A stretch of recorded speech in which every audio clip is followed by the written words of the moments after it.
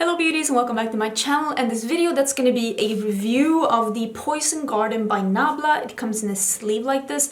This is going to be a quick review because I kind of don't want to dwell on this. If you were on the fence about this palette and if you were like looking for reviews on this palette, thinking of like whether or not you're going to buy it, I'm going to make this really quick and I'm going to say I wish I didn't buy this because I don't like it.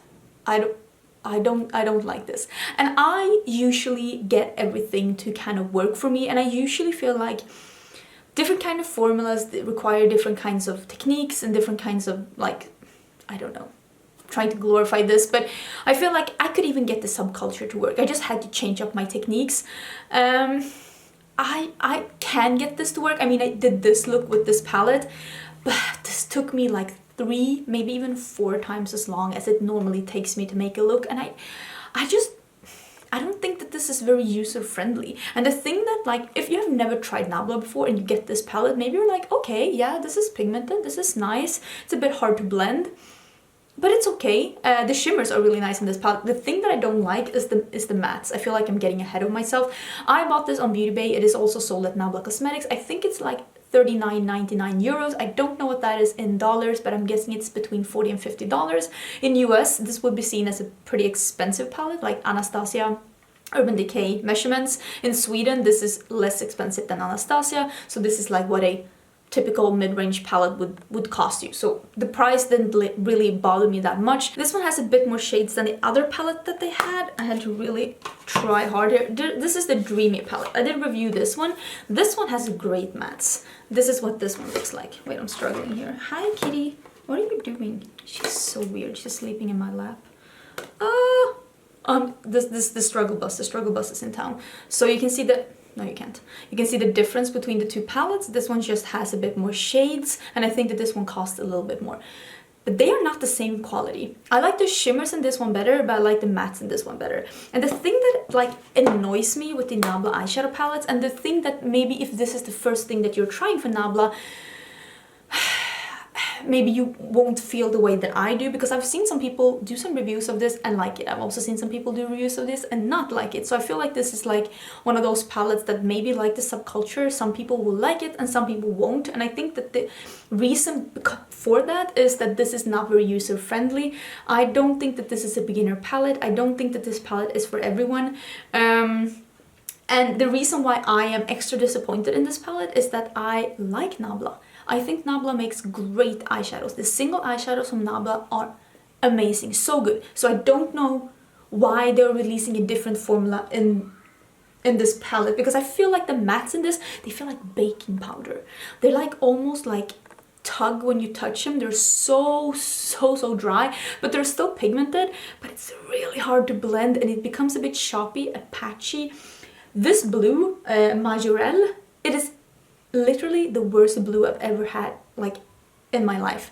I am never using this blue again.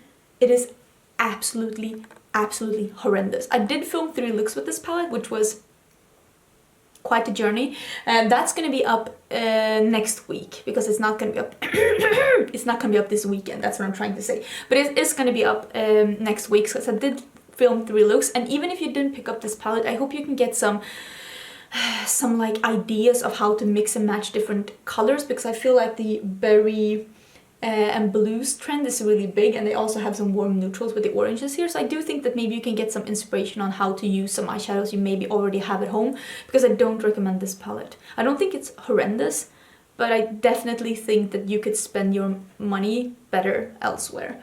This Majorelle, it blends out until like a totally muddy gray, and you wouldn't think that just based on how it looks, but yeah, I don't like this palette. It's so dry, it's so patchy, it's so hard to blend. I don't like it, and I think that the reason why some people like it and some people don't is just like the subculture. It's just how you do your eyeshadows, because this formula doesn't work with every technique. Sure as hell doesn't work with my technique, but it might work with other people's techniques, because everyone applies their eyeshadows in their own way. And if you, like me, like putting on, like having really bright, saturated, sultry looks, you might not as well like this one, because I just didn't like this, and it fades on me as well. And yeah, eyeshadow never fades on me, and I don't know why this one fades on me. And also the blue, oh god, I hate the blue. I hate this Majorelle, and I don't like the Zodiac either. They crease on me. Matte shadows crease on me, and you will see that in the tutorials on Monday. I don't even, foiled shadows don't crease on me. If I put foiled shadows on my eyes without the primer, they don't crease on me. But the matte shadows, the blue matte shadows in this palette creased on me, and I'm like, what's going on here? And the blue shadow, it just blends and fades like into something super gray and black. And if you saw my first impression of this palette yesterday, and I didn't really touch on it either in the first impression because I noticed it when I checked back on the footage, and you could see me in the first impression applying the blue again, saying like, I don't know what happened to the blue, it's like it disappeared. The blue fades into this most unflattering gray dirty color, and it's like the bad kind of makeup magic. Something so vibrant and beautiful blue turns into something so gray. I don't think that this palette is worth the money, and it's not even about the money. I don't think I would have thought that this palette was a good palette if it was ColourPop either, and I paid $20 for it. I just don't think that this is a good palette. And it's such a shame because I think Nabla makes such good single eyeshadows, but according to me, they have not been able to get that good formula into palettes, and I don't know what that is about. Also, a lot of people were saying that they were missing a blue in this, and I have to say, a green, what am I saying? A green in this. I like this color scheme. If they hadn't showed me the front, I would have never had any issues with that. And I will say that when you get this front and you see it in real life, there actually isn't a green on this. There isn't a green here. This is like a blue teal, the thing you see here. It's such a small part that's like a blue teal. And it actually will remind you a bit of this color because it's a duochrome. I will show you some swatches in a bit. So this front actually, according to me, doesn't have any greens. But then the front is a different, and this is also so, I don't get who makes the artwork for Nabla. That person needs to rethink some things, because this one is so green and there is nothing like this color scheme in the palette. And I'm just looking at why aren't they the same? Why are they two different? I don't get that.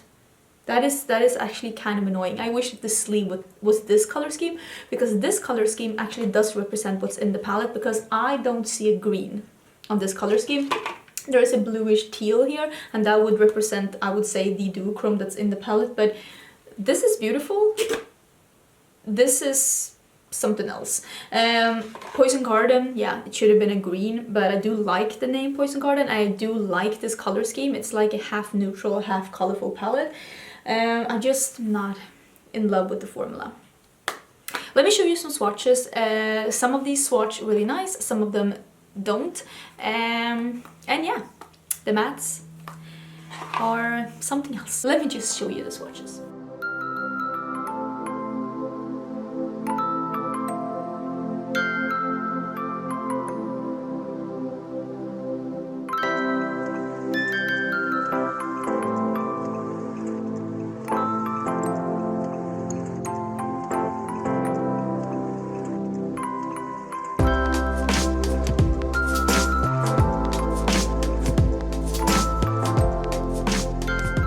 So yeah, I think that was everything. I don't really have that much to say other than I don't hate it, but I'm really disappointed in this. It's like, you know, when people are, I'm not mad, I'm just disappointed.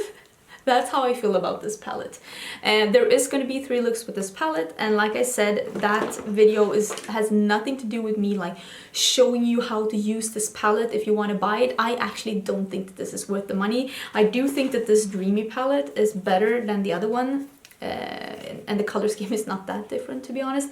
Nabla seems to be really into rosy colors. They want to have like berries and rosies and like pinks in every palette, and nothing wrong with that, but I kind of wish that they would venture out into something else for the next palette. And please change this formula, because I don't like it. But maybe it's just me, maybe it's just me. If you have heard about other people that like this palette, I would like, there are other people that love this palette and like it. I don't know how much they've used it though, if it's just a first impression or what it is, because I didn't notice I mean, first time I used it, I noticed that it was really hard to blend and that the blue faded, but I didn't notice how patchy it actually was until I watched the footage back, and I was like, what's going on here? Because I really didn't like how the look turned out. So yeah.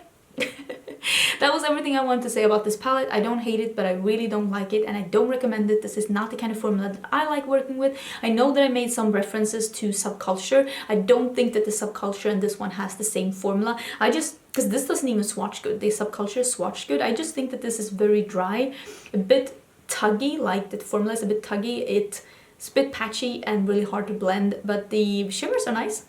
Shimmers are nice. And yeah, that was everything. Don't forget to subscribe if you want to see more videos from me. I'm sorry that this was a bit negative, but I do feel like I want to be honest with you. I also feel a bit bad almost because I did actually end up buying 2 of these because I'm giving one away. So, but I mean, I have seen people like this. I have seen people like this. I saw some reviews of people getting this in PR and they really liked it. I don't know if that has something to do with them getting it in PR or if they actually genuinely did like it, because like I said, people do use makeup in different ways. So I will be giving one of these away. I will have a giveaway up on Sunday. Yeah, on Sunday. No, on Saturday. Yeah, because on Sunday is new makeup releases. I will have a giveaway up on Saturday. Is that tomorrow? That might be tomorrow. And I will be giving one of these palettes away together with some other stuff. So don't forget to check back then. And maybe the winner will have better luck with this palette than I did. So if you were interested in this palette, don't take my word for gospel. Do some research, check some other reviews, and see if this could be something for you. I'm just giving you a bit of a heads up because I didn't really enjoy this palette. Yeah, that was everything. Now I'm gonna stop. Thank you for being here. I will see you tomorrow. Bye!